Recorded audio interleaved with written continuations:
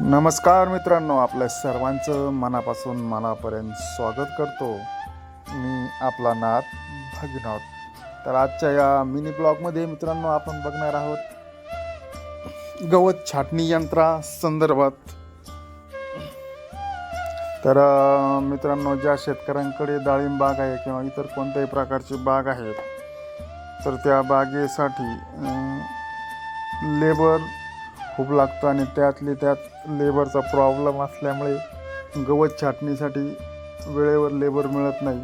तर या मशीनच्या आधारे या मशीनच्या सहाय्याने आपण चांगल्या प्रकारे गवत कटिंग करू शकतो.